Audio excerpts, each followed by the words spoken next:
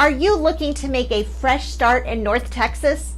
Well, Texas is a fabulous place to live, and I personally can't recommend it enough, but let's not put the cart before the horse. Moving means finding a new place to live, and for many, that means buying a new home. So before you even jump on that home buying train, you need to watch this video, 7 Worst Home Buying Mistakes. Hi everyone, my name is Wendy Pinnell, and I am a realtor and a broker here in the Dallas-Fort Worth area and have been for over 13 years now. I've also lived in the great state of Texas since 1975, and today I want to tell you 7 of the worst mistakes homebuyers make. The first mistake homebuyers make is not getting pre-approved before you shop. Now, what do I mean by pre-approved? Well, basically, I'm talking about buying power. The last thing you want to do is fall in love with a house you can't afford. To prevent that, one of the first things you should do is get pre-approved for a mortgage. You need to know what you can afford and what the monthly payments will look like. A good mortgage broker will figure this out for you. One thing you need to keep in mind is while a bank will often pre-approve you for a higher amount, you don't want to overextend yourself. Be realistic about what you can actually afford. Also, when you go to make an offer on a house, you will be a much stronger buyer because you're pre-approved. Okay, second most horrible mistake home buyers make is not seeking advice from an experienced professional. Now, granted, there is a ton of information available online, but still, you need to seek advice of an experienced professional early on in the home buying process. Realtors like myself educate people about the buying process, who they need to consult, and when they'll need to have their down payment ready. And we can give valuable insights into the neighborhoods you're looking at. Finding a real estate agent to work with is important, and you need to take your time deciding who you'll work with. It's easy to reach for the name and number of a familiar real estate brokerage and kind of just hope for the best, but that's really the worst way to approach it. Do you think every single person in that brokerage has the same level of experience? You're essentially making a cold contact without any background information on whoever it is you'll be assigned to. There is a better way. You've obviously already discovered my page, so let's get acquainted better. Let me send you several referrals who can describe their home buying experience with OnTrack Realty. The third mistake home buyers can run into is not making an informed offer. It's far too common to get all excited and let your emotions dictate the offer. Instead, only make an offer if you're really serious about buying a home, and make sure it's based on comparable sales rather than just how much you like the house. Ultimately, the price should reflect the market value of the home.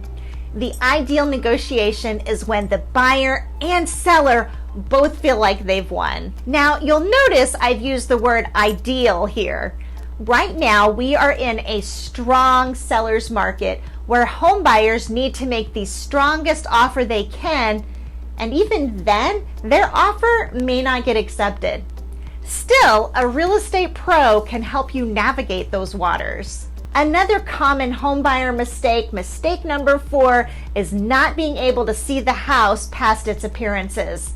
There are essentially 2 sides to this coin, and both can be a problem. Your first scenario is finding a house that is updated with beautiful finishes, fixtures, and is decorated beautifully. It's easy to get so busy looking at superficial details that you forget about things you can't change, like the location, the yard, or that it's on a busy road. The flip side to that coin is shoppers may overlook a home that needs a little paint and some cosmetic updates, but that has great bones and is in a great location. So when you're shopping for a house, keep in mind what cosmetic details can be fixed, as well as those that are too expensive or impossible to fix. Okay, on to mistake number 5, making buying a house an emotional decision rather than a business decision. You never want to fall so in love with a house that you're emotionally invested in the purchase.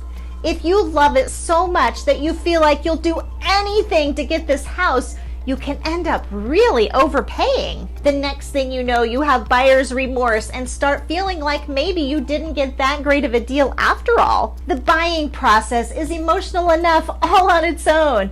That's why you really want someone on your side that can keep your emotions in check all the way through to closing. So stay level-headed and remember that this is a serious commitment you'll have to live with for years to come. The sixth key home buying mistake is looking at mortgage rates from only one lender. Due diligence is so important when it comes to getting a mortgage. Part of our service to you is always providing a list of several excellent loan officers.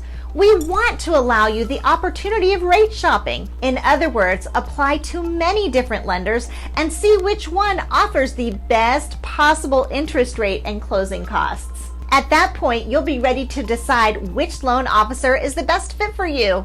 You need to take the time to speak with them and look for the best rates and mortgage products. And on to the seventh and final worst home buying mistake: applying for lines of credit or making large credit purchases before closing. Buying a house is a big enough purchase, so just focus on that. You shouldn't be shopping for a car, buying furniture, or opening a new credit card. Your credit score gets dinged when you open a new line of credit. It can impact your pre-approval, mortgage approval, and create a huge mess for the underwriter. Honestly, it can even delay or prevent your closing.